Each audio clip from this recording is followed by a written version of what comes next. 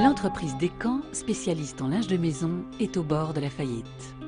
Des mandataires judiciaires sont nommés pour prendre en charge l'entreprise en difficulté. Bataille entre repreneurs, créanciers soucieux de sauver leur mise, plan de sauvetage ou de licenciement, un véritable polar judiciaire. Sauf qui peut, demain à 10 h sur Public Sénat.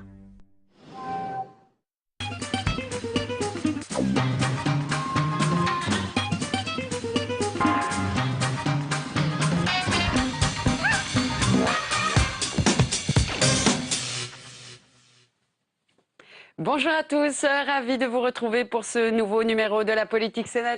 LPCN pour les intimes, c'est aussi le hashtag pour commenter l'émission.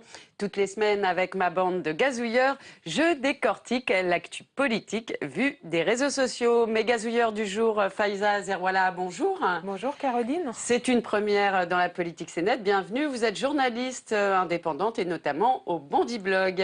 Tout à fait. À vos côtés, un vieux de la vieille. Merci, Philippe. bonjour Caroline. Bonjour Philippe Moreau-Chevrolet. Vous êtes communicant et président de MCBG Conseil. Not in my name, pas en mon nom. Ce hashtag s'est répandu depuis quelques semaines comme une traînée de poudre sur les réseaux sociaux. Partie de Londres d'une association de jeunes musulmans, cette campagne qui vise à lutter contre les amalgames entre islam et djihadisme est vite devenue virale. En France, comme dans beaucoup de pays, les internautes se mobilisent contre la propagande de l'organisation de l'État islamique en se photographiant avec une pancarte « Pas en mon nom ». Une campagne de communication qui ne fait pas l'unanimité.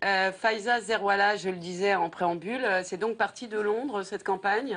Tout à fait, c'est une campagne donc, qui a été lancée par des jeunes musulmans, qui a eu très vite un fort retentissement, y compris en France, où très vite il y a eu des articles qui ont parlé de cette campagne. Mais c'est parti de Londres à un moment bien particulier, hein. Il faut resituer les choses pour les gens qui ne connaissent pas la campagne. C'est au moment de la décapitation donc d'un humanitaire. Hein. Tout à fait. Juste après, très vite, les musulmans britanniques se sont mobilisés pour se désolidariser de cette exécution, en disant ce n'est pas notre islam. Et donc très vite, cette campagne a été plutôt bien accueillie en Grande-Bretagne. Il y a eu énormément de tweets, à peu près plus de 80 000. Donc ça a été une campagne très virale. Philippe, ça devient un classique un peu, donc on vient de le dire, hein, c'est devenu très vite viral de se photographier avec une pancarte et un hashtag sur les réseaux sociaux. Oui, celui qui a lancé ça, c'est Bob Dylan. Hein. C'est le fameux clip avec les pancartes. Ça a été repris sur Internet parce qu'il suffit de se photographier avec un message politique. Là, on rajoute un hashtag aujourd'hui, mais avant, c'était les féministes américains qui utilisaient beaucoup ça, par exemple, contre les violences faites aux femmes. C'est une méthode qui est très efficace parce que ça peut se répandre par Instagram, parce que ça peut se répandre par Facebook, où on sait l'échange de photos est une valeur qui est l'une des principales valeurs avec la vidéo aujourd'hui. Donc c'est très efficace, le message est impactant parce qu'on a un individu qui endosse une cause avec un message ultra simple et viral. Et on est dans une forme de contagion émotionnelle. Et ça rejoint un phénomène qui est très, très nouveau et très intéressant, qui est celui de l'individualisation de la politique. C'est-à-dire que chacun prend un mot d'ordre. On ne sait pas très bien, à la limite, d'où il vient. D'où il vient. On a totalement oublié. On ne sait plus voilà. le cheminement. C'est un individu qui s'approprie un slogan parce que ça le fait réagir émotionnellement et qui le communique aux autres. Il y a une forme de partage.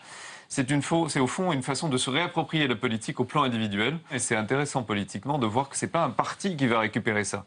Les organisations, au contraire, elles sont contre à la limite ce mouvement parce que ça leur échappe. Et alors Faiza, comment ça a pris? Est-ce que ça a pris véritablement en France? On l'a vu en français, pas en mon nom. Comment ça s'est passé? On l'a vu sur Twitter, quelques-uns l'ont repris. Et bizarrement, alors qu'en Angleterre, il n'y a pas eu de contestation, en France, très vite, il y a eu le front des pour et puis des contre la campagne Not in my name. Parce que sur les réseaux sociaux, sur Twitter, beaucoup de musulmans ont pris position en disant pourquoi est-ce qu'on nous demande de nous désolidariser de crimes dont nous ne sommes pas comptables. Pourquoi on devrait se justifier? C'est un peu ça les arguments? Voilà, c'est pourquoi est-ce qu'on doit montrer patte blanche en tant que supposé musulman, parce que tout le monde... Voilà, il suffit d'avoir un nom à consonance arabe et on est estampillé musulman, alors qu'il y a une diversité évidemment de croyances, de pratiques.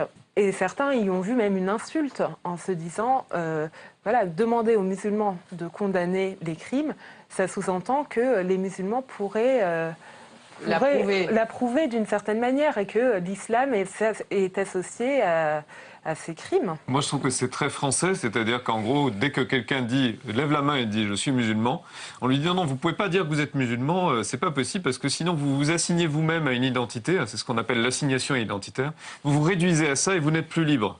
Et le problème là, c'est que c'est pas une organisation qui dit aux gens de faire ça, c'est les gens eux-mêmes qui s'approprient le slogan et qui veulent exprimer ça. Donc on n'est pas dans cette configuration-là, c'est pas une assignation identitaire, c'est juste dire « moi je suis croyant, je suis musulman, je ne partage pas cette façon d'être musulman, je le dis parce que je tiens à ce qu'on comprenne que voilà, la religion, c'est pas ça. Alors, là, ce qui a choqué les musulmans qui se sont exprimés sur Twitter, c'était vraiment, on nous rabâche à longueur de temps, je caricature un peu, on nous rabâche à longueur de journée que la France est laïque, que les communautés n'ont pas existé. Et là, on renvoie des gens à leur identité en disant, tu es musulman, donc tu dois condamner. Moi, je suis pas d'accord parce qu'on perd de vue l'essentiel. D'abord, on a le droit d'être musulman et de le dire dans la sphère publique. On est musulman et laïque. Dans un État laïque, on a le droit d'assumer sa religion, on a le droit de la proclamer, même si on en a envie.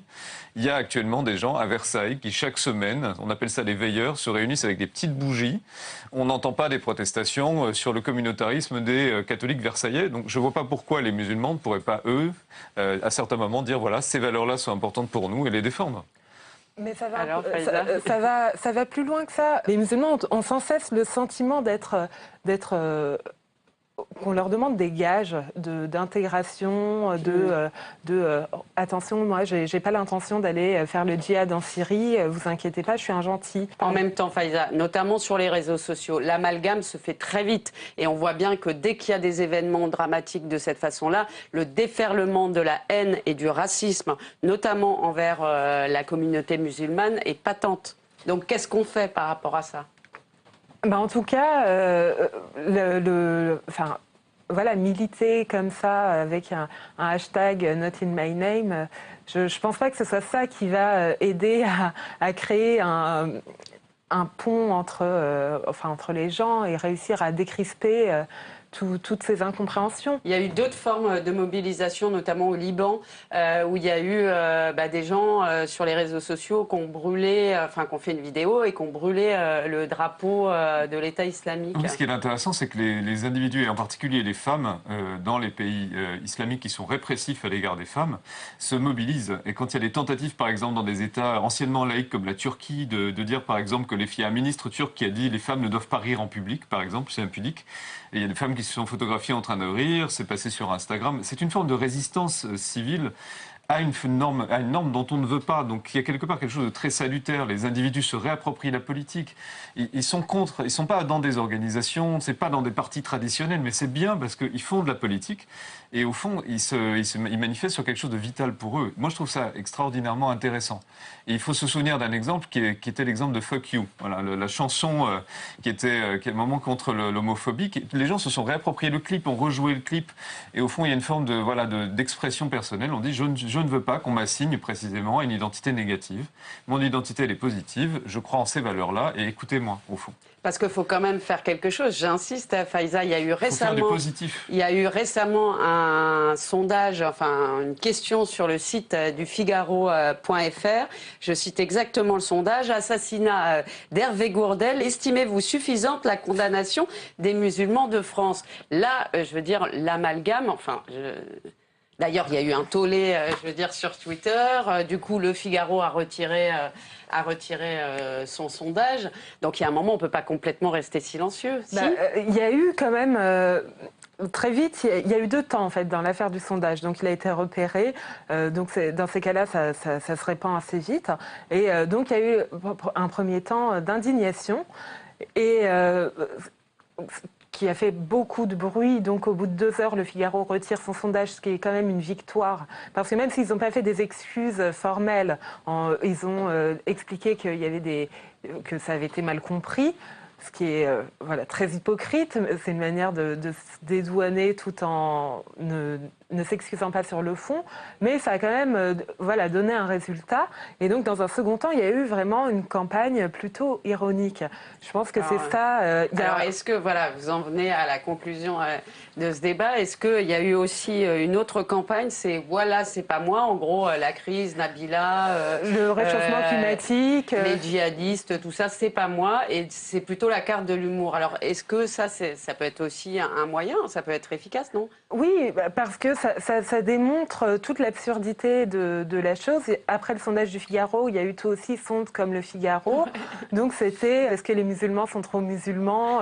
Enfin, des choses tellement absurdes. Et à mon sens, c'est vraiment justement cette démonstration par l'absurde qui est... enfin, c'est un sondage totalement inepte et insultant. Et c'est comme, voilà, c'est pas moi. Donc oui, effectivement, ça démontre vraiment que l'humour peut désamorcer aussi des incompréhensions. Moi, je pense qu'il faut il faut opposer à ce type de sondage et à ce type de campagne qui sont des campagnes où, au fond, on dit il y a une cinquième colonne en France, ce sont les islamistes et potentiellement tous les musulmans sont suspects. Le fait d'affirmer au contraire une identité positive, le fait de dire la religion, c'est dans un État laïque, c'est normal. On est la deuxième religion de France et ça, c'est la réalité. Et faites avec nous et on existe et on n'est pas réductible à ça. Au contraire, moi, je trouve ça très sain et très bien. Moi, je trouve que les musulmans doivent faire de la politique. Très bien, ça sera le mot de la fin. En tous les cas, je suis sûre que notre débat va faire réagir. Elle pétille, elle pique parfois, mais nous donne toujours un coup de fouet. C'est la pastille de Lise.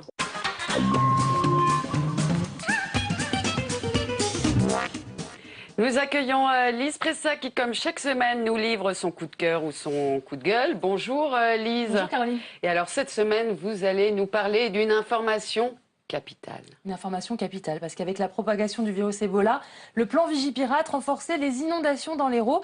Et bien, avec toute cette actualité nationale et internationale, j'ai bien peur que vous soyez passé à côté de la nouvelle de la semaine. Plus fort que le retour de Nicolas Sarkozy sur la scène politique, le retour de Jade Forest sur Twitter, ou plutôt, devrais-je dire, Jade Lagardère, puisqu'après des mois d'absence, elle revient avec un nouveau compte et son nom d'épouse. Un laconique finalement de retour sur Twitter, cœur smiley. Message posté lundi, juste après son week-end d'anniversaire. Et Jade n'a pas pu résister à l'envie de nous faire partager ses photos de sa birthday party. Oui, Jade est fluente en anglais, hashtag birthday girl, hashtag balloons, hashtag fun, hashtag love. Et que je me prends en photo au milieu des ballons, motif Hello Kitty, en forme de chien, en forme de cœur. Et au milieu des roses offertes par Arnaud, une vingtaine de photos d'elle, de sa mère, de sa sœur, de sa fille, et 2 retweets sur le mariage féerique de Georges Clooney et sur l'arrivée de Roselyne Bachelot sur Europe 1 dans l'émission de Cyril Hanouna. Ne me demandez pas pourquoi, Caroline. Et alors, pourquoi ce retour, Lise ? Comme Nicolas Sarkozy, 2 hypothèses. Soit elle voyait bien qu'on ne pouvait pas se passer d'elle, soit elle n'a pas pu s'empêcher de revenir tellement ça lui manquait. On se souvient de cette vidéo ridicule postée sur YouTube où ils apparaissaient tous les deux avec Arnaud, et de ce documentaire diffusé sur la télévision belge où on découvrait sa mère omniprésente dans son couple. On aurait pu se dire qu'en partant de Twitter, elle avait pris de la distance pour mieux revenir, plus sobre, peut-être plus discrète. Eh bien non, il y a encore du boulot en termes d'image et de communication. Mais il y a de l'espoir, Caroline, puisqu'il y a un journaliste du Huffington Post qui se moque de son hashtag Jade Lagardère. Elle lui demande si ça se fait sur Twitter. Elle a envie d'apprendre, Jade. Et ça fait plaisir. Je lui conseille de prendre exemple sur Laetitia Hallyday, dont les photos de famille qu'elle poste sur les réseaux sociaux envoient nettement plus de rêves que des ballons Hello Kitty. Faut qu'elle vous embauche.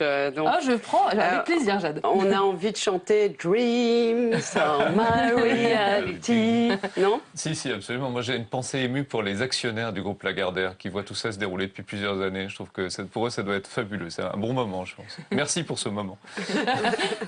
Non, vous êtes fan, je crois. Ah oui, je révèle pas un secret. Non, je pense que je peux assumer publiquement. Non, mais je pense que c'est à son image, distinguée, classe, sobre. Oh, en même temps, c'est mignon.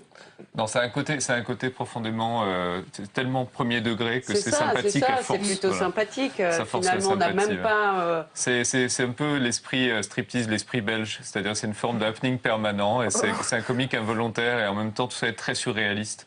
C'est un peu, c'est très, très, très culturellement belge. Très intéressant. Donc de l'humour belge. Bon, très bien.